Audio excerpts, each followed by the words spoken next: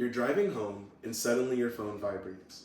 You look down to see what it is, and it's a text from your mom asking you to stop for milk. You pick up your phone to send off a quick response, and boom, tragedy strikes. You get out of your car and you realize that you've just fatally struck a mother and her 3 children. The police arrive, and you tell them that it was an accident and that you didn't see them.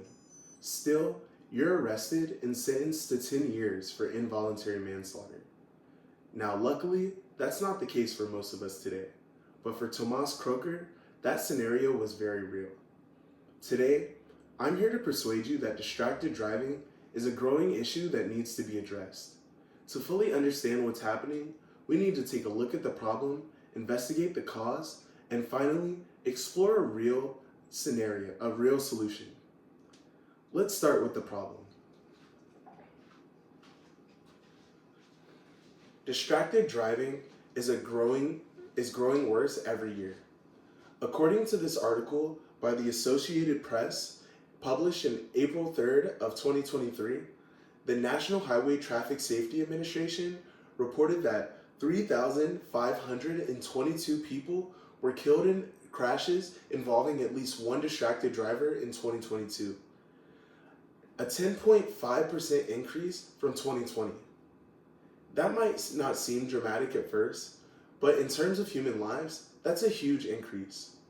That shows that distracted driving is becoming a more serious and persistent issue to our a persistent threat to our public safety.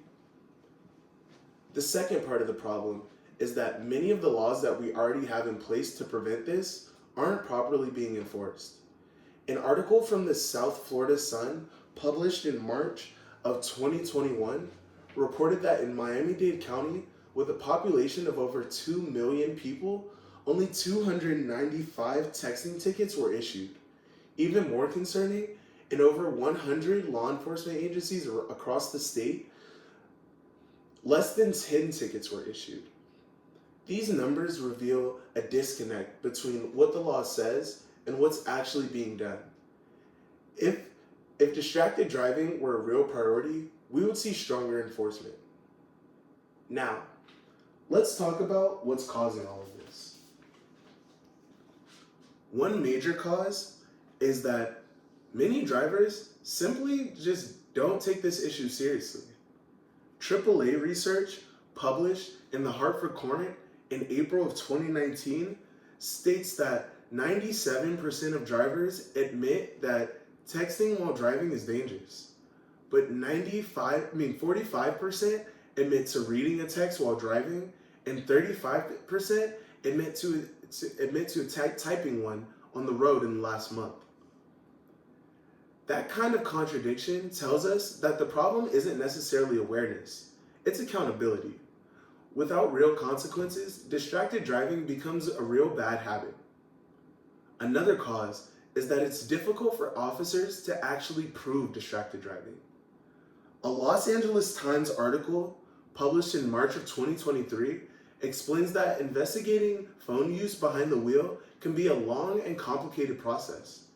Drivers rarely admit that they were on their phones, and sometimes the only witnesses don't survive the accidents. When proving distracted driving takes that much effort, most cases get dropped. It drains resources, and the law ends up doing nothing. So what can we do about this? One solution is that we invest in high visibility enforcement. Illinois State Police did just that, shifting from warnings to citations and increasing the number of tickets by over 700% in 1 year.